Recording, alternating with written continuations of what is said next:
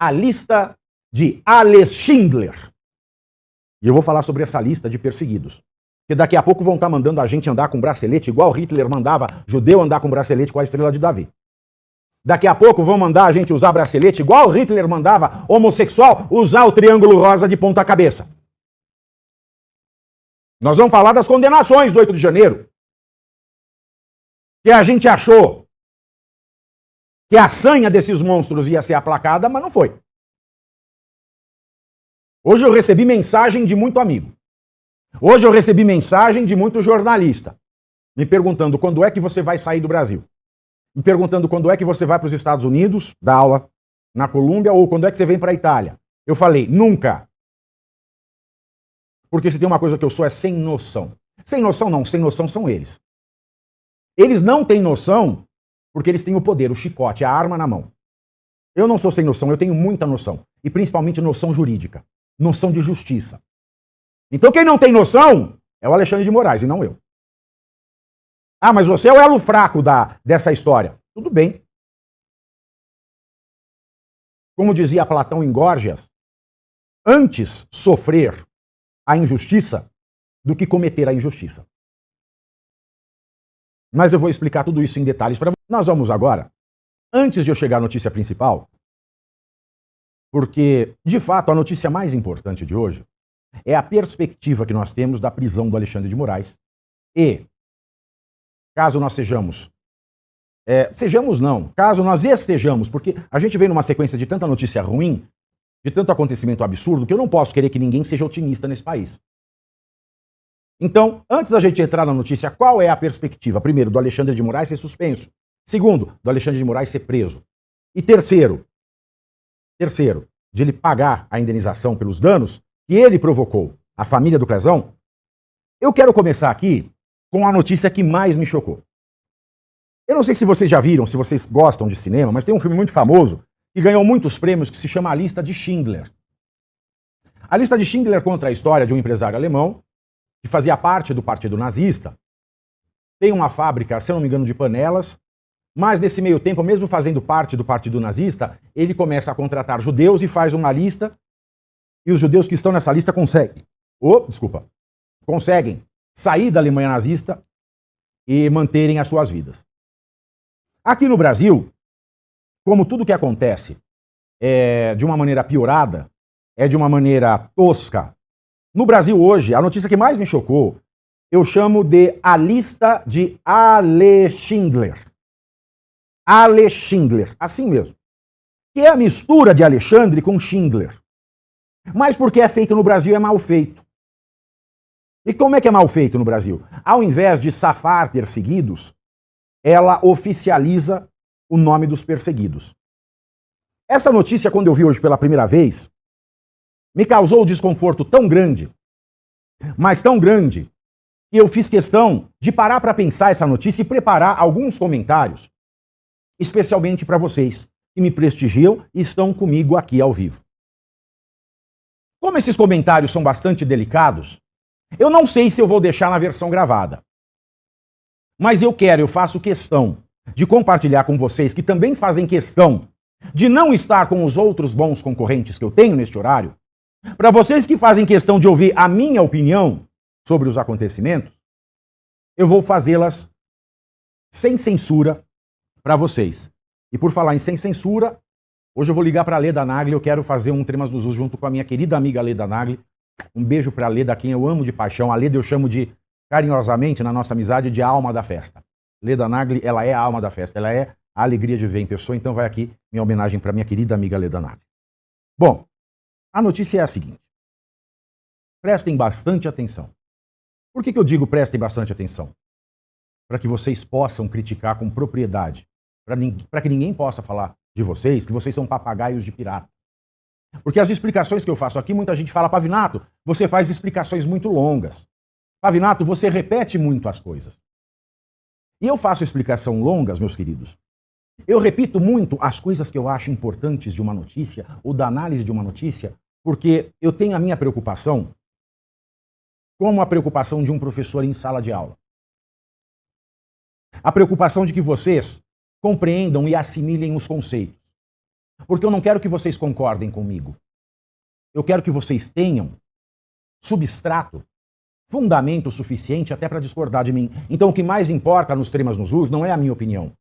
O que mais importa nos temas dos us é dar de mão beijada, é dar de mão amiga, substrato para que você seja um formador de opinião e para que você não seja enganado por formadores de opinião que, na verdade, só colocam a sua vida em risco. Então vamos aqui à notícia. E isso me deixou estarrecido. Isso deixou para mim, no meu corpo, em pé, até os cabelos do lugar em que o sol não bate. O presidente do Tribunal Superior Eleitoral, que é o Alexandre de Moraes, disse nesta quinta-feira, que foi ontem, dia 1º, que o TSE, o Tribunal Superior Eleitoral, e o Ministério da Justiça vão ter um grupo de trabalho para, prestem atenção, rastrear pessoas. Vamos fazer uma pausa aqui na leitura? Rastrear pessoas. O que o Alexandre de Moraes quer montar? Ele quer montar uma BIM paralela. O Alexandre de Moraes, que na segunda-feira foi a autoridade que autorizou a violação do domicílio do Carlos Bolsonaro para investigar os crimes, os absurdos da tal da BIM paralela, ontem, dia 1º, falou, sem qualquer vergonha na cara, que quer montar uma BIM paralela. Mas para que ela não seja paralela, ele quer oficializar. Porque a lei não permite a montagem desse grupo. Mas o Alexandre de Moraes, na cabeça dele, e na cabeça dele tem muito mais espaço do que na minha, eu não preciso dizer porquê, na cabeça dele, então, cabem ideias como essa, que é fazer uma BIM paralela. Que é ter um grupo para rastrear. Rastrear o quê? Pessoas que, segundo ele, atentam contra a democracia. Eu já falei aqui, e eu venho falando desde a época que eu estou na Jovem Pan. E talvez porque eu não esteja na Jovem Pan é que eu continue falando. Não existe crime que não atente contra a democracia. Não existe estupro democrático. Não existe pedofilia democrática. Não existe homicídio, roubo, corrupção, sequestro. Não existe crime democrático. Mas o que nós começamos a assistir nesse país depois do 8 de janeiro foi esta maldade, esta malícia. E posso dizer aqui porque é verdade, esta malandragem de falar em crimes contra a democracia como se os outros crimes fossem democráticos. Como se fossem, não. Porque têm sido tratados como se fossem. Como se fossem, não. Porque querem induzir o público brasileiro a acreditar que o tráfico pode ser privilegiado. Porque querem fazer acreditar que o tráfico é democrático. De maneira a tornar antidemocrático o único ato que resta do poder que emana do povo, que é o poder de contestação das autoridades. E é por isso que eu disse no começo desse programa, neste país, o fascismo atende pelo nome de democracia. Ou, neste país, o fascismo tem o nome social democracia. Neste país você vai encontrar Patrícia. Uma menina muito meiga e bonita. Mas que na certidão de nascimento consta Valdemar. Essa é a grande realidade do fascismo que tem como nome social a democracia. Você vai ter uma surpresa, muitas vezes, de centimetragem maior que a sua. Continuando a notícia, de acordo com Moraes, a Polícia Federal vai compor os integrantes do colegiado, ainda não anunciados. E colegiado? Esta ABIN contra os antidemocráticos. Aspas para Moraes. Não é apenas um grupo de trabalho, não é apenas um grupo de estudo ou trabalho. Trata-se de um grupo de execução com membros do TSE e da PF, para que nós possamos aprimorar o que já vem sendo feito no sentido de rastreamento daqueles que atentam contra a democracia. Fecho aspas. Conforme Moraes, em março, mês que vem, todos os presidentes dos tribunais regionais eleitorais serão convocados para que colaborem na, aspas, prevenção e repressão aos criminosos que atentam contra a democracia. Fecho aspas. Na abertura dos trabalhos do Supremo Tribunal Federal, Moraes voltou a falar sobre a regulamentação das redes. Há 35 países, disse Moraes, democráticos, que regulamentam essa utilização sem qualquer risco, afronta ou atentado às liberdades de expressão, comunicação e campanha, disse Moraes ao mencionar 2 leis aprovadas pela União Europeia. Agora eu digo o seguinte, Alexandre de Moraes, em um país democrático também, um juiz que faz o que você faz já estaria fora do cargo ou preso. Por que que nós não copiamos os países democráticos, que são exemplo para Vossa Excelência, quando evoca a regulamentação de redes sociais, para que o senhor também seja preso? Porque um país que preste, um juiz não pode fazer o que o senhor faz. Porque num país que preste, um juiz não pode falar na mídia dos casos que o senhor julga. Então, se é pra gente copiar democracias maduras da Europa, o senhor tem que ser preso. Se é para copiar democracias maduras como os Estados Unidos, o senhor tem que ser preso. Se é para copiar países maduros em matéria de democracia, o senhor sequer continuaria ministro do STF. Muito menos do TSE.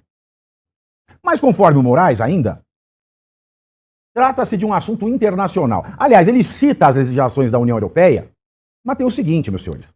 Legislação da União Europeia, ela não é de um país só, ela é de um grupo de países. De maneira que não tem como ela ser controlada por um grupo político, porque cada país tem um grupo político diferente que o controla. Agora, você querer comparar uma legislação de um grupo de países para aplicar num país em que um grupo político só controla, que burro o senhor não é. Eu sei que não é, o senhor foi meu professor. O senhor é muito esperto, na verdade. O senhor faz essa comparação porque toma o brasileiro por burro. Mas eu não sou burro, professor. Eu não sou burro, professor. Eu fui o melhor aluno da classe, professor. Então, quando o senhor toma a União Europeia como exemplo, o senhor está tomando o povo brasileiro como burro. Porque uma legislação de uma comunidade internacional tem os freios dos grupos que controlam cada país. De modo que aplicar uma legislação de uma comunidade internacional a um país onde um só grupo controla é o mesmo que você entregar a estrelinha na testa de Mussolini. Em quantidade de cabelos e em qualidade de falas, Vossa Excelência, professor ministro Alexandre de Moraes, o senhor está igual. Mas o Moraes ainda diz, as Big Techs que dominam o mercado nas redes sociais de informação acabaram sendo, e se fizeram ser instrumentalizadas, são multinacionais e internacionais, observou Alexandre. Então é necessário, não só que haja regulamentação nacional, como também, importantíssimo que haja, assim como a ONU, e completamos 75 anos da Declaração Universal dos Direitos do Homem. Aliás, o senhor agora vilipendia a Declaração Universal dos Direitos Humanos. Completamos. Vossa Excelência é o exemplo máximo de desrespeito aos direitos humanos. Não diga essa frase no plural, por favor. Não diga. O Alexandre de Moraes, nesse assunto, ele falou isso tudo ontem, na posse do Lewandowski como ministro da Justiça e Segurança Pública. O Alexandre de Moraes, ele disse ainda, o Tribunal Superior Eleitoral e o Ministério da Justiça e Segurança Pública, que é o chefe da Polícia Federal, estão construindo um grupo de estudo, trabalho e execução com membros do Tribunal Superior Eleitoral, da Polícia Federal, para que nós possamos aprimorar o que já vem sendo feito. Aprimorar no sentido do rastreamento daqueles que atentam contra a democracia. Atentam contra a livre vontade dos eleitores. Atentam contra a democracia, então o senhor tem que ser o primeiro da lista. Com todo o respeito que Vossa Excelência merece por seus títulos acadêmicos. O senhor tem que ser o primeiro da lista. Porque se existe aqui uma ameaça ao Estado Democrático de Direito, esta ameaça se chama ministro Alexandre de Moraes. Se existe uma ameaça aos direitos fundamentais no mundo, esta ameaça se chama ministro Alexandre de Moraes. Se existe uma ameaça aos direitos fundamentais, esta ameaça tem seu nome, professor. Tem seu nome. Ele diz ainda, sobre esse grupo, que vai aprimorar o que já vem sido feito. Vai aprimorar o quê? O fascismo que Vossa Excelência tem aplicado nesse país? Porque essa questão, eu não sou binário, eu não sei ainda se eu sou democrático ou fascista. Na verdade, eu sou um grande fascista dizendo que eu sou democrático. Ele quer aprimorar o que já vem sendo feito. Deus nos livre. Nós temos que correr para as colinas, porque o que vem sendo feito é puro fascismo, é puro totalitarismo. E ele vai aprimorar? Vai aprimorar como? Ele vai aplicar técnica de tortura? Esqueci. Ele já tortura presos. E disso a gente vai falar no próximo assunto. Durante a sessão, o Moraes falou em mais de uma ocasião sobre a defesa do regime democrático. Democracia que está na cabeça dele. Democracia que só ele vê. Porque este país está um caos, este país não é uma democracia, muito pelas decisões de Vossa Excelência. Ele ainda revelou a vontade de querer mudar as regras eleitorais, ou seja, já não basta o que ele fez nas últimas eleições. Totalmente ao arrepio da Constituição e das leis. No seu discurso de abertura, o ministro cobrou por parte do Congresso Nacional uma regulamentação das redes sociais, porque esses meios têm sido um dos grandes problemas da democracia contemporânea. Eu acho muito engraçado isso porque é um problema da democracia contemporânea um meio de comunicação que favorece um candidato que ele não gosta. Mas quando um meio de comunicação que favorece o Lula leva uma pessoa ao suicídio, para ele não é o problema. Porque eu não vi até agora o dono da Choquei ser colocado em qualquer desses inquéritos que já extrapola o prazo legal em que ele quer proteger a democracia. Democracia, vou repetir, a democracia no Brasil é como a Rafaela, que na certidão de nascimento se chama Valdemar. Essa é a democracia no Brasil. Essa é a democracia defendida pelo Alexandre de Moraes. E agora ele quer fazer um grupo de trabalho para monitorar pessoas antidemocráticas. É claro que ele não vai estar nessa lista. Aliás, eu fico me perguntando aqui, por que uma cabeça tão ilustre? Já que o primeiro dos fascistas tinha uma cabeça ilustre tal qual a ele. Mas sobre isso, sobre o fato de nós vivermos sobre uma repressão fascista, sobre o fato desse país não ser uma democracia, sobre o fato desse tipo de lista ser uma porcaria democrática, porque na verdade é o purê, é o sumo do totalitarismo, eu quero trazer aqui para vocês um vídeo do Jô Soares, em que o Jô Soares fez quando pediu demissão da Globo e foi para o SBT. Eu acho esse vídeo bastante elucidativo e quero que vocês reflitam comigo. Pode rodar. Em 1947, os grandes produtores de Hollywood se reuniram no Hotel Waldorf Astoria, em Nova York, e resolveram que artistas com tendências políticas em desacordo com seu ideário não trabalhariam mais em filmes. Surgia a lista negra e a consequente caça às bruxas. Em pouco tempo, não somente radicais ou liberais eram perseguidos. Qualquer artista que desagradasse aos chefes de estúdio era listado e não conseguia mais trabalho. Com impecável senso de oportunidade, a TV Globo escolheu exatamente o momento da Constituinte no Brasil para inaugurar sua lista negra. Quem sair da emissora sem ter sido mandado embora, corre o risco de não poder mais trabalhar em comerciais, sob a ameaça de que estes não serão lá veiculados. Como a rede detém quase que o monopólio do mercado, os anunciantes não ousam nem pensar em artistas que possam desagradá-lo. Neste ponto, alguém pode achar que eu estou falando por interesse pessoal. Garanto que não. Não falo pelo fato dos meus comerciais não poderem ser exibidos, nem pelo fato mais recente das chamadas pagas do meu novo espetáculo no Escala 2, O Gordo ao Vivo, terem sido proibidas. Sou um artista muito bem remunerado e meus espetáculos têm outros meios de divulgação. Eu não sou artista e nem sou muito bem remunerado, eu pago para estar aqui. Eu me encontro numa lista maldita porque todo canal da imprensa tradicional me tem como um leproso bíblico. Eu consigo compreender o que o Jô Soares dizia naquela época. Eu consigo me sentir na pele desses artistas que estavam na lista dos inimigos do governo. Porque eu estou na lista do Alexandre de Moraes. E muito embora eu tenha tentado uma aproximação, porque eu não sei se vocês sabiam, e se não sabiam, fiquem sabendo. Eu sempre costumo dizer que o ser humano ele tem direitos porque ele guarda o DNA de Deus. Ele tem a fagulha criadora. O ser humano é o único animal que, além de criação, além de criatura, também é criador.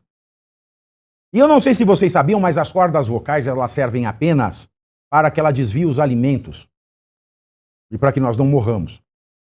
De maneira que a fala, o canto, foi uma invenção do ser humano. E dialogar, que é o primeiro passo rumo à civilização, rumo aos direitos humanos, rumo ao reconhecimento do elemento divino no homem, a fala é uma invenção como é uma invenção qualquer obra de arte. Portanto, meus queridos, o que eu quero lhes dizer é o seguinte: a primeira grande obra de arte que fez nascer a civilização, a primeira grande obra de arte da qual muitos e muitos anos, milhares de anos depois, talvez milênios, vai fazer nascer a teoria dos direitos fundamentais, é a arte de falar, de dialogar. Teve cocô por aí essa semana e falou: o Pavinato é um traidor, foi tentar dialogar com Alexandre de Moraes. Fui tentar dialogar com Alexandre de Moraes porque eu creio na divindade do homem e creio que a fala, como a arte, é um dos elementos que nos identificam como titulares de direitos fundamentais e que mostram que nós somos, ao contrário de todas as outras criaturas, mais do que criaturas, porque somos filhos de Deus.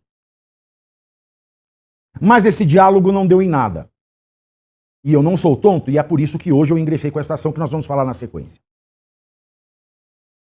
De maneira que, mesmo que muitos cocôs na internet, eu falo aqui do cocô Constantino, venham requentar notícias velhas, eu continuo no Brasil, primeiro, porque eu não gosto de fugir. Se eu tiver que fugir, eu não tenho mais alegria na minha vida, e eu também não tenho pai banqueiro. E eu prefiro morrer no campo de batalha do que viver como um playboy filhinho de papai. E o caso do Constantino é diferente, vou deixar bem claro aqui, do Alan dos Santos e do Paulo Figueiredo. Tentei o diálogo porque, como ser humano, como um ser civilizado, como um entusiasta da democracia, como um entusiasta dos direitos humanos, eu tentei o diálogo, é claro. Falei isso aqui para vocês já ao longo da semana. Mas não deu certo, então agora eu vou tentar o direito. E se o direito não der certo, eu vou me ferrar sozinho, não se preocupem. Eu não vou mandar ninguém de vocês para a prisão. Eu vou me ferrar sozinho. Eu não vou ir para os Estados Unidos ou para a Europa mandar vocês para a prisão e ficar curtindo a vida doidado com o dinheiro do meu pai, porque meu pai não tem dinheiro e porque eu não tenho esta falta de caráter. Então, tudo que for acontecer comigo é, primeiro, por minha livre e espontânea vontade, é por meu livre juízo e é porque eu acredito nas coisas que eu faço, não porque eu quero que acreditem. Eu não sou corneteiro. E isso que o Jô Soares falou me mostrou muito a minha atual situação. Quantos nãos eu ouvi? Quanta falta de respeito eu não tive que enfrentar? Porque eu estou nesta lista negra que agora o Alexandre de Moraes quer tornar oficial. Quantos de nós, brasileiros e brasileiras, não perdemos amigos, não perdemos a convivência de colegas de trabalho ou de familiares por conta das nossas opiniões políticas? Essa questão de ter um órgão dentro do TSE com a Polícia Federal que vai monitorar pessoas antidemocráticas, e eu pergunto aqui, por que não vão monitorar corruptos? Por que não vão monitorar salafrários? Porque esses salafrários, quando eles surrupiam dinheiro público, as pessoas morrem por falta de comida, por falta de segurança, por falta de remédio, por falta de saúde. Mas não, eles querem ir atrás de pessoas por crimes de opinião. E isso é fascismo. Por que esse grupo contra atos antidemocráticos não vai atrás dos grandes traficantes do Brasil? Porque se existe uma coisa que corrói a saúde mental, a saúde biológica e a saúde política de um povo, é o narcotráfico organizado como um Estado paralelo a fazer romper os limites, os liames e os mandamentos de um Estado democrático de direito, a fazer romper a sanidade de uma população que, para ser democrática, precisa estar sã, e a fazer romper a própria vida das pessoas. Portanto, um grupo contra pessoas que atentam contra a democracia, muito mais serventia teria se fosse um grupo que fosse atrás dos grandes narcotraficantes do Brasil. Mas não é. É um grupo para ir atrás de senhoras que têm terços na mão, pouca educação formal, porque o Estado que tomou para si a função de educar o seu povo falhou. E falhou não por negligência, não por imprudência, não por imperícia, não por acidentes, não por causas naturais, não por força maior. Falhou propositalmente. Falhou propositadamente para que essas pessoas presas na falta dos conceitos fundamentais e distantes do palavrório requintado das pessoas que estão no poder, para que essas pessoas já tão vilipendiadas, para que essas pessoas já tão negligenciadas em todas as matérias, não possam sequer dar as suas opiniões, porque se o povo brasileiro expressa ódio nas redes sociais, porque se o povo brasileiro expressa ódio nos seus grupos de WhatsApp, porque se o povo brasileiro não sabe conversar com palavras suaves e bem colocadas, é porque os donos do poder assim fizeram das pessoas que assim falam. É porque elas não têm outra opção. Então é mais fácil perseguir velhinhas com o terço na mão, é mais fácil perseguir senhorinhas que leem a Bíblia do que perseguir chefes do narcotráfico. A não ser que o Alexandre de Moraes queira, de fato, oficializar que ele considera o tráfico democrático e a contestação antidemocrática. E isso só acontece em estados fascistas. Portanto, esta ideia do Alexandre de Moraes é uma ideia de fazer Mussolini morrer de inveja.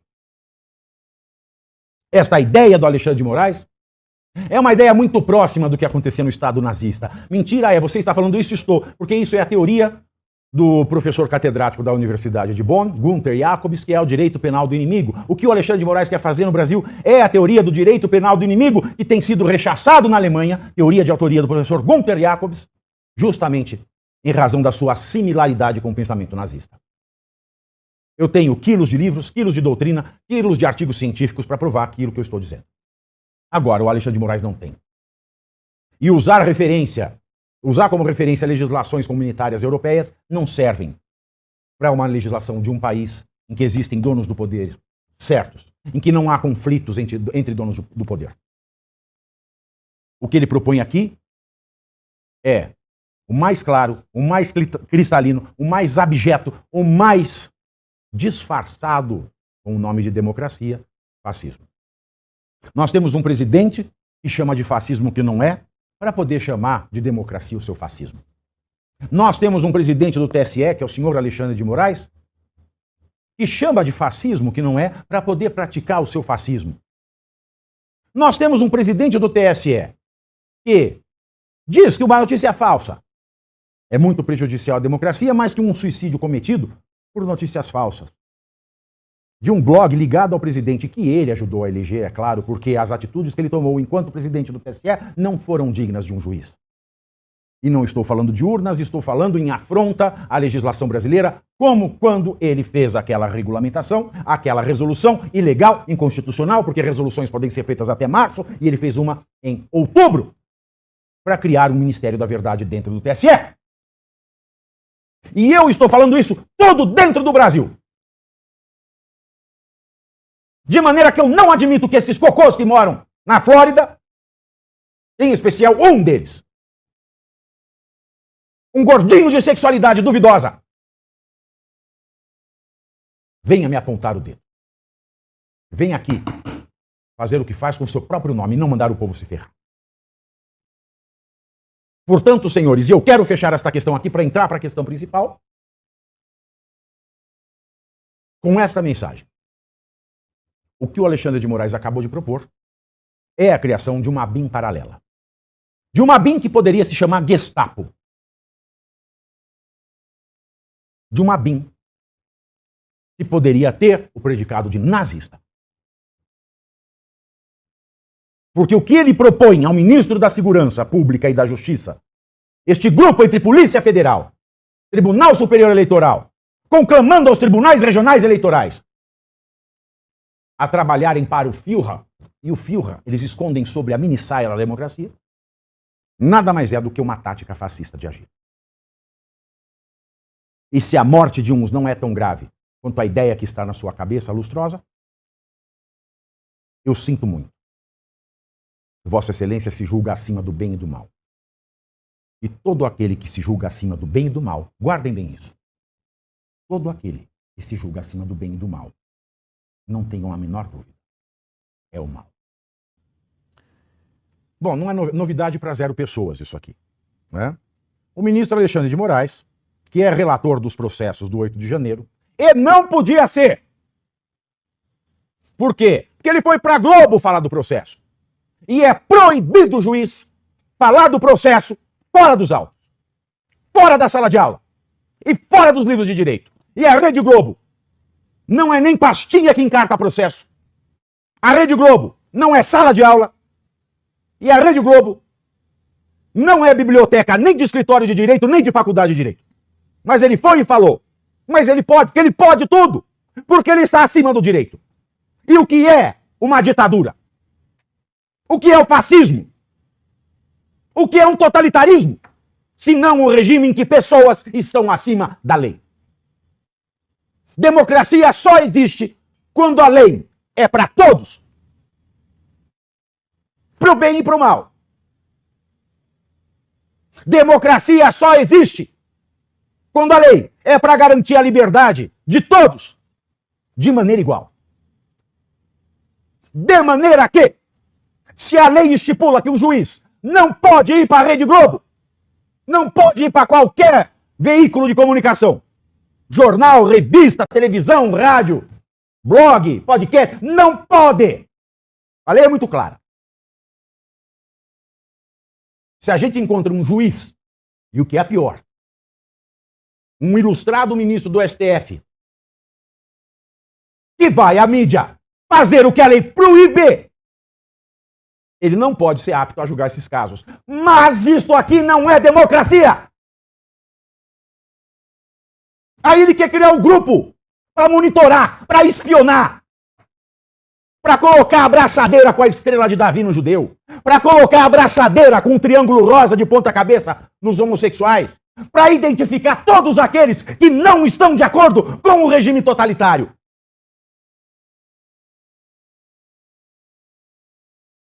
Mas ele está falando que é a democracia. Democracia, o escambau! Numa democracia, um homem não está acima das leis. E se isso é uma democracia, só pelo fato dele ter dado aquela entrevista para a Rede Globo, ele não poderia ter julgado essas pessoas hoje. Não poderia. Ele está proibido pela lei, mas a lei só vale na democracia. Ah, mas a lei ainda existe. Mas se existe um homem que não cumpre a lei, este homem é o líder fascista.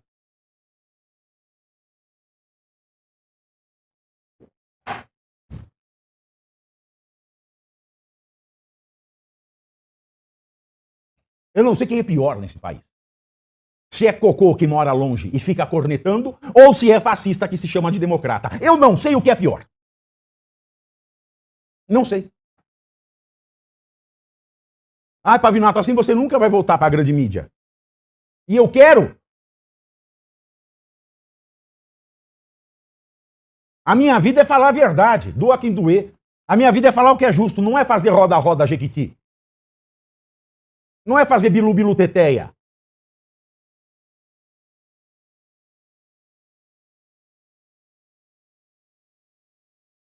Porque eu creio que o homem tem o gene de Deus, é porque eu acredito que as maiores realizações que um ser humano pode fazer na vida são aquelas pelas quais ele vai ser lembrado. E muitas vezes, para a gente ser lembrado, a gente tem que fazer o que é o certo. Muito embora aquilo que seja certo vá nos tirar a mão firme, o proveitoso. E hoje o ministro Alexandre, que é o relator ainda, não sei como, não sei porquê, porque não há uma democracia isso aí. Ele voltou a condenar mais 12 réus. Os votos no plenário virtual da corte, plenário virtual, ou seja, eles não têm coragem nem de olhar na cara dos réus. Os votos do plenário virtual da corte são, nesta sexta-feira, dia 2, que o ministro Alexandre sugeriu penas de 12 a 17 anos.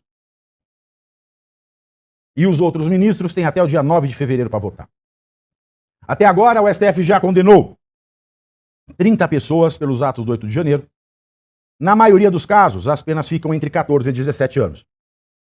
Então, hoje, mais 12 brasileiros, por mais esdrúxulos, por mais culpados, por mais depredadores, por mais bandidos que sejam, eles estão sendo julgados por um juiz imparcial.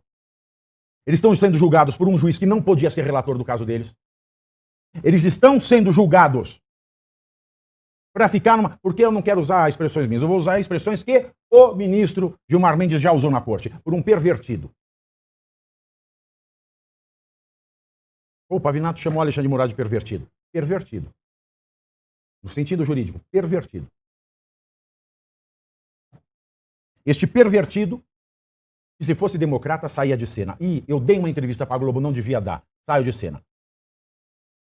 Mas ele, na cabeça dele, há lugar. Na cabeça dele há lugar para muita coisa, mas há lugar para ele pensar que ele está acima da lei, de toda a lei. E essas pessoas, esses mais de 30 brasileiros já foram condenados, hoje mais 12 sujeitos à condenação, com penas que chegam a 17 anos também.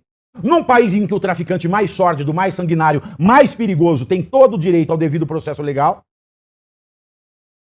E desculpa, chamar isso aqui de democracia é me chamar de burro. Eu prefiro que vocês me matem, eu prefiro que vocês me prendam, do que vocês me tomem por burro. Eu prefiro que vocês me matem, eu prefiro que vocês me prendam, aí eu ter que adestrar minha linguinha para dentro da boca e ter que mudar de opinião e fazer como muito jornalista salafrário fez nesse país. Eu prefiro que vocês me matem, eu prefiro que vocês me prendam. Eu prefiro que vocês me matem, eu prefiro que vocês me prendam, do que eu ter que chamar a coisa pelo nome que a coisa tem, do que ter que olhar para a coisa e dizer o que a coisa é. Eu prefiro que vocês me matem e me prendam. Porque eu quero dizer o que a coisa é e não o que o é da coisa.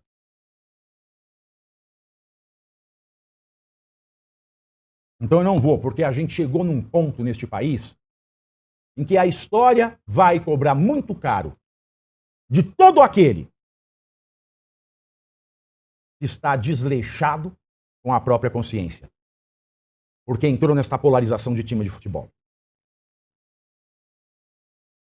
A história vai cobrar muito caro de pessoas que aplaudem o Alexandre de Moraes. E vou falar aqui de pessoas com as quais eu já trabalhei. Guga Chakra. Não é Guga Chakra. É Guga o que trabalhava na Jovem Pan? Ninguém sabe. Ninguém sabe aqui. Fala que não sai, mas sabe. Eu tô sozinho aqui falando com vocês. Guga Noblar. Era um cara gente boa. Mas aí eu vejo os tweets dele falando super Xandão. Não tá certo, meu amigo. Não tá certo, sabe por quê? Porque aquilo que você condenava da Lava Jato, você está aplaudindo agora no Alexandre de Moraes. Agora o caso contrário. E é um dos casos que eu acho que eu nunca falei tão abertamente quanto eu vou falar agora. Uma pessoa que foi meu ídolo. Reinaldo Azevedo. Tudo aquele que ele criticava da Lava Jato, ele está aplaudindo no Alexandre de Moraes. E o STF, tudo aquilo que ele criticava na Lava Jato, está silente com o Alexandre de Moraes. E o próprio povo da direita, meus senhores, que aplaudiam a Lava Jato e agora estão criticando do Alexandre de Moraes. Aí umas pessoas dizem o seguinte para mim, Pavinato, mas você não pode comparar o Moro com o Alexandre de Moraes. Por que não? Porque no caso da Lava Jato, Lula pôde recorrer. Aí é uma questão de poder, é uma questão de instância alocada. Na essência, o mal feito é o mesmo.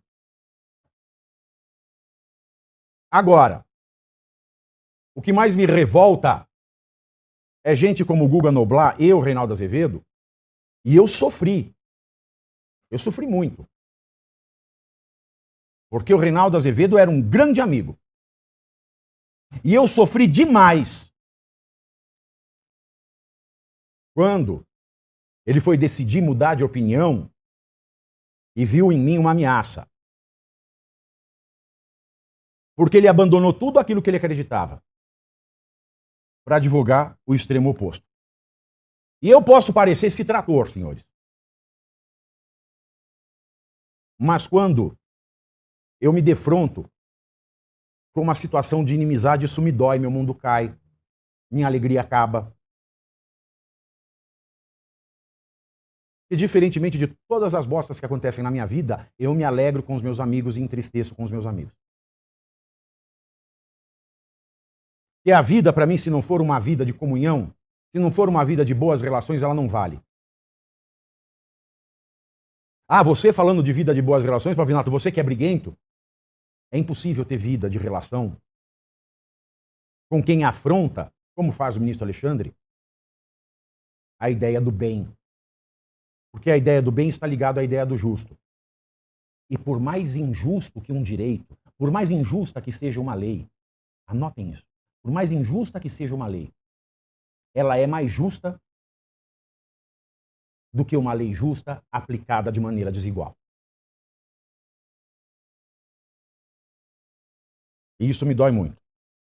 E quando eu vejo esses casos, com o ministro Alexandre dando entrevista na Globo sem poder, com presos preventivos sem poderem estar presos, e mesmo que pudessem em algum momento, já deveriam estar soltos, porque já venceu por mais de 3 vezes, por quase 4 vezes, o prazo da revisão das previsões preventivas. Eu não tenho como ocultar um saber que eu passei mais de 20 anos da minha vida dedicado, que é o saber do direito. E quando eu vejo que essas pessoas, esses 30 brasileiros já condenados, sem direito ao duplo grau de jurisdição, sem direito a recurso, sem direito, portanto, ao devido processo legal e à amplíssima defesa, somados agora a esses 12 barbarizados pelo mesmo Alexandre de Moraes, esse grande fascista, e é o Alexandre de Moraes. E para mim não me interessa mais aparência nenhuma. Se é para eu passar o que o Jô Soares passou naquela época, se é para nenhuma emissora me contratar, tudo bem. Se é para nenhum jornal me chamar para escrever, tudo bem. Se é para nenhum escritório de advocacia me querer, tudo bem. Se é para fechar este meu canal do YouTube, não tem problema. Se é para fechar meus ganha-pão de hoje, que é o meu Instagram, pode fechar. Eu prefiro morrer de fome do que me alimentar da miséria de um país. Então eu não vou medir mais palavras. Eu não vou fazer mais enhenhen. Ah, mas assim você exacerba os limites da crítica. As favas, os limites da crítica. Eu tenho que falar o que o povo entende, da maneira que o povo entende, para que o povo possa entender que o ministro Alexandre de Moraes é um fascista, que o ministro Alexandre de Moraes é um criminoso protegido pelo status de ministro, que faz o que faz porque acredita na impunidade, que faz o que faz porque tem certeza que está acima da lei. Como é que se prende preventivamente alguém sem a prova da materialidade da conduta do preso? Como é que se condena alguém a penas maiores, as penas que se aplicam a assassinos, a narcotraficantes, a pedófilos, sem a prova concreta da conduta daquele que é condenado? Como é que o país se deixa levar por argumentos juridicamente toscos? Como é que se aceita o corpo de um homem na mesa de um ministro? Ah, porque os atos antidemocráticos defecaram na mesa, quebraram a mesa. O que é mais antidemocrático? Quebrar uma mesa ou deixar um defunto na mesa? Um assassinado na mesa? Uma vítima sem alma, fria, dura, a qual não se deu sequer a razão do motivo da morte no atestado de óbito. O que é mais antidemocrático? Quebrar uma cadeira do STF ou um ministro do STF se sentar diante de um cadáver e tomar cafezinho em cima dela? Não existe crime multitudinário numa democracia. Falar em prisão preventiva, falar em condenação, sem a comprovação da ação direta do condenado ou do preso, é característica de regime totalitário, cujos exemplos do século XX são fascismo da Itália e nazismo da Alemanha. Não dá para falar que a culpa é de todos porque ali estava. Não dá, não pode. É errado. Ah, Pavinato, você é o dono da razão? Não, não sou o dono da razão. Mas eu estou mais perto dela porque eu estudo mais. E estudar é muito democrático. Você também pode estudar. Ah, mas eu tenho preguiça, então não enche o meu saco. O que eu estou dizendo aqui é... O que a gente está assistindo com as condenações do 8 de janeiro, o que nós estamos assistindo com as prisões preventivas do 8 de janeiro, são episódios compatíveis à Itália fascista e à Alemanha nazista. Quem diz isso sou eu, Pavinato? Não. Quem diz isso é a maior pensadora dos direitos humanos e a maior pensadora da democracia moderna. Quem diz isso é Hannah Arendt, judia sobrevivente ao nazismo. O que diz Hannah Arendt? Vou abrir aspas de um trecho de um texto que eu traduzi porque não foi publicado no Brasil, mas é um trecho que eu faço a citação de onde está este texto no meu Twitter, no meu X, e eu vou ler a tradução que eu mesmo fiz para vocês. Então, a maior autoridade filosófica em fascismo e nazismo na modernidade nos diz, aspas, se o julgamento, a faculdade de pensar o particular, não tem nada em que se basear, a não ser outros particulares a partir dos quais o geral deve ser encontrado, faltam-lhe todos os padrões ou critérios pelos quais julgar. O padrão não pode ser emprestado da experiência e não pode derivar de coisas externas. Eu não posso julgar um particular em razão de outro particular. Para determinar a validade ou o valor, eu preciso de uma terceira comparação. Alguma coisa relacionada com os dois particulares e, ao mesmo tempo, que seja distinta a esses dois particulares. E isto tem alguma relevância para todo um conjunto de problemas que assombram o pensamento moderno. Especialmente para o problema entre teoria e prática, bem como para todas as tentativas de chegar a uma teoria ética parcialmente plausível. Agora, senhores, tem um trecho mais interessante de Hannah Arendt, que é o seguinte. Numa carta que ela enviou a um jornal alemão em dezembro de 1964, aspas, onde todos são culpados, ninguém é. O específico e o particular perdem-se na sopa do geral. Quando um alemão escreve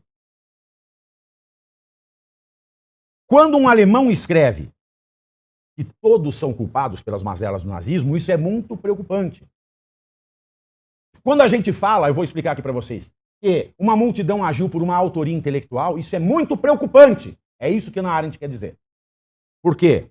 Isso significa, não foram os nossos pais, mas todas as pessoas que causaram esse desastre. Ela fala de Auschwitz, o que simplesmente não pode ser verdade. Ou nós encaramos o peso da democracia, ou nós encaramos as dificuldades e os riscos da democracia e aplicamos a cada um a pena que deve ser de cada um. E não reduzimos pessoas a grupos, como este governo Lula, como este ministro Alexandre de Moraes, vem tentando fazer, sistemática, renitente e contumazmente. Ou seja, reduzir pessoas a grupo. Ou nós deixamos este hábito nazista, ou nós nos igualaremos a ele. E trago aqui aos senhores, e vou até a cadeia, vou até a Polícia Federal, vou onde diabos me chamarem, e levo a doutrina. E levo a melhor filosofia. Porque eu estudo para isso. E se o que eu tenho na minha vida de mais valioso é o que eu sei, eu não vou abrir mão do que eu sei apenas para ganhar dinheiro. Dinheiro a gente gasta. O saber é que nos dá dinheiro. Ah, mas no teu caso, Pavinato, o saber te prejudica. É verdade. Mas, como dizia Paulo de Tarso, nas suas cartas, Deus escolheu as coisas mais vis e loucas desse mundo para enganar aquelas que se acham alguma coisa. E agora eu entro na notícia de hoje, que é a viúva do Clezão e as duas filhas, através do seu advogado, que é o Tiago Pavinato, que no caso sou eu, entraram com ação penal direto no STF, pedindo o afastamento, enquanto correr a ação, a condenação do Alexandre de Moraes pela prática de crimes, a expulsão do ministro do Supremo Tribunal Federal, que ele seja preso e que ele pague indenização à viúva do Clezão e às filhas dele. Mas, Pavinato, você já não tinha feito isso em dezembro? Vou explicar de novo. Uma ação penal, quando nós falamos de crimes, e quando nós falamos de crimes de uma gravidade tal, e são crimes que não afetam apenas a vítima, mas toda a sociedade, de tão abjetos que são esses crimes eles só podem ser conhecidos e julgados pelo judiciário quando o Ministério Público. E o que é o Ministério Público? O Ministério Público, senhores, não é um poder da República. Muita gente acha que é, mas não é. O promotor não é autoridade, o promotor é advogado. O promotor, o membro do Ministério Público, é o advogado da sociedade. E como esses crimes tão abjetos abalam não só a vítima, mas toda a moral da sociedade, é o Ministério Público que é dono da ação penal pública. Então, só ele pode denunciar alguém por um crime como tortura, por exemplo. Mas a gente vive no Brasil. E a Constituição brasileira, não só a Constituição, mas também o Código de Processo Penal diz, quando, dentro do prazo legal, o Ministério Público não responder ao pedido de uma denúncia, eu sofri um crime de tortura, eu vou ao Ministério Público e falo, por favor, denuncie o torturador. Se ele não o faz no prazo legal, tanto a Constituição quanto o Código de Processo Penal dão à vítima o direito de promover ela própria a chamada ação criminal. Penal e criminal são sinônimos. Ação penal privada, subsidiária, ou seja, no lugar da pública, e não foi intentada dentro do prazo legal. Então, no dia 5 de dezembro, eu protocolei a representação à PGR. Por que a PGR? Porque é a chefia do Ministério Público da União.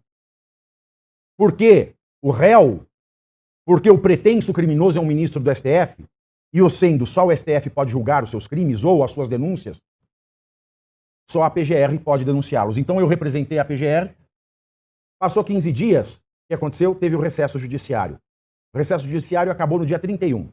Então a PGR, a Procuradoria-Geral da República, tinha até o dia 1º para dar uma resposta à minha representação, feita em nome da viúva do Clezão e das filhas do Clezão. Bom, no dia 1º a PGR não cumpriu o prazo. Então nasceu para a viúva e as filhas do Clezão o direito de apresentar diretamente ao STF a ação criminal privada em substituição subsidiária à pública, que não foi feita dentro do prazo legal. Ah, Pavinato, mas o STF vai julgar o ministro do STF? Olha que coisa interessante, isso nunca aconteceu na história do país. Nenhum ministro do STF nunca foi denunciado criminalmente, muito menos julgado. De maneira que nós estamos diante de uma situação inédita. E por isso é importante que se frise a necessidade da suspensão, do afastamento imediato do Alexandre de Moraes, para que o Supremo conheça dessa ação. Se vai absolver o ministro Alexandre, se vai condenar, eu não sei. Mas o que é necessário é, recebida esta ação, que foi protocolada hoje, sexta-feira, dia 2, o presidente desse tribunal, que é o ministro Luiz Roberto Barroso, deve suspender o ministro Alexandre e distribuir essa ação para que os ministros conheçam e julguem se o ministro Alexandre cometeu o crime ou não. E muita gente fala, Pavinato, você falou de tortura, de maus tratos. Bom, quem tira sarro, o Alexandre de Moraes não foi torturar ele na cela. Eu costumo dizer o seguinte, eu nunca tirei sarro dos meus professores, porque eu sabia que eu era aluno e os meus professores eram meus professores porque sabiam mais. Então, se você não sabe matéria de direito, se resuma a sua insignificância. Ou até mesmo, como muita gente criticou a minha ação, que é o caso do Marco Antônio Costa, e para ter mais relevância na rede social, devia fazer ou OnlyFans ou ficar de sunguinha ou pelado mostrando músculo. Porque se a pessoa não... Desculpa, modéstia à parte, mas eu estudo muito. Você quer chegar no mesmo nível acadêmico que eu estudo, isso é democrático. É só estudar. Agora, não vem estudar e me encher o saco sem estudar. Esta ação, eu passei para os maiores juristas do país revisarem. Inclusive o maior constitucionalista vivo desse país revisou. E foi meu professor. E foi professor do Alexandre de Moraes. E ele aprovou o conteúdo. Porque se eu vou fazer uma coisa, eu vou fazer de verdade, não para cornetar. Logo, o que se pediu aqui é a condenação do ministro Alexandre por maus tratos, tortura, abuso de autoridade e prevaricação. Prevaricação é não cumprir as funções dele e ele não cumpriu. Porque a lei processual dá o prazo de 90 em 90 dias para ele reexaminar a prisão preventiva. E ao longo de 300 dias, o ministro Alexandre não reavaliou nenhuma única vez a prisão preventiva do Clezão. Ele desrespeitou esse prazo processual por 3 vezes. E como ele era doente antes de ser preso, ele desrespeitou a lei processual que proibia a prisão preventiva no caso de saúde como o dele. E como ele era doente, ele desrespeitou a lei processual civil, porque ele não deu prioridade de tramitação, como manda a lei. Maltratou, porque o crime de maltrato é colocar em risco a vida ou a saúde de alguém que está sob sua responsabilidade. Se o Alexandre de Moraes, como relator do processo do Clezão, era a única autoridade responsável pela sua prisão ou soltura, ao não cumprir a lei, ao deixar de cumprir a lei, para que algo ilegal continuasse, ele cometeu maus tratos. Mas assim, por omissão. Existe essa modalidade. Então, vamos estudar direito penal, mas vamos estudar sério, para saber o que é crime omissivo impróprio e crime comissivo por omissão. Para saber o que é o crime omissivo próprio e impróprio, o comissivo por omissão. Vamos estudar a doutrina. Agora, se você não quer estudar, você para e aprende. E não me fala merda. De maneira que... Você quer ir embora? Não, eu vejo aqui, eu tenho relógio aqui no computador. É muito moderno o meu computador. Tem relógio no rodapé.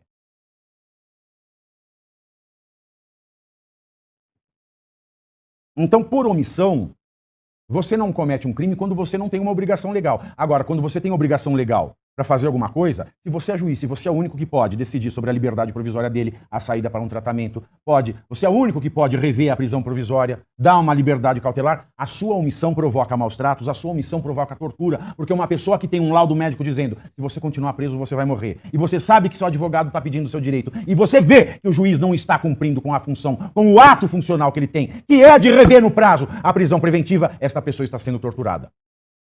E só esse ato de não conceder a liberdade provisória, quando a lei manda dar a liberdade provisória, isso já é crime de abuso de autoridade. Então, quando a gente pega esses crimes, porque eles nascem de uma omissão reincidente em não querer cumprir a lei, e um juiz deve cumprir a lei, ele comete crimes, e por isso ele deve ser preso. E por isso ele tem que ser suspenso para ser julgado. E depois de julgado, ele deve ir preso. E condenado, ele deve perder o cargo de ministro. E ao lado de tudo isso, ele deve indenizar por danos morais o sofrimento que o Clezão já falecido passou lá dentro. Ah, mas ele morreu. Morreu, mas tem direito aos danos morais e esse valor tem que passar para suas herdeiras, para a viúva e para as 2 filhas. E também tem que indenizar cada uma das filhas e a viúva. Então são 4 indenizações por dano moral. A da vítima, que vai ser dividida pelas 3 herdeiras, a da viúva e de cada uma das filhas. E antes de negar ou inadmitir essa ação, as perguntas que eu faço ao presidente do STF são: as leis se aplicam ao ministro do STF? O ministro do STF tem que cumprir a lei de introdução às normas do direito brasileiro? O ministro do STF tem que cumprir a lei orgânica da Magistratura Nacional? O ministro do STF tem que cumprir o Código de Ética da Magistratura? O ministro do STF tem que cumprir o Código de Processo Penal? O ministro do STF tem que cumprir o Código de Processo Civil? O ministro do STF tem que cumprir a Lei de Execução Penal? O ministro do STF tem que cumprir a Constituição Federal? Porque se a resposta for sim para qualquer uma dessas perguntas, o ministro Alexandre de Moraes responde por esses crimes de forma dolosa, intencional, e por isso deve ser preso. E por isso, se não for preso, deve no mínimo perder o cargo. E em qualquer caso que se analise, deve ser condenado a indenizar os danos morais sofridos pela viúva do Clezão e pelas suas 2 filhas. Agora, para que o STF arquive a minha ação, que fiz em nome da viúva e das filhas, para que isso não dê em nada, o Barroso vai ter que dizer que o ministro do STF não está subordinado à lei. E só existe cidadão que não é subordinado à lei em estado fascista, em estado nazista, em estado totalitário. Então vamos ver. Porque se ele responder uma pergunta, o ministro do STF tem que responder à lei, ele precisa ser no mínimo julgado para ser absolvido. E para ser absolvido precisa ser processado. E para ser processado, ele precisa ser suspenso. Até que esse processo tenha resolução de mérito. Agora, para isso ser arquivado, para isso não acontecer, a resposta que vai ficar formalizada é: o STF admite formalmente que um ministro do STF não precisa cumprir a lei. Para que essa ação seja arquivada, para que essa ação que eu protocolei hoje não seja admitida,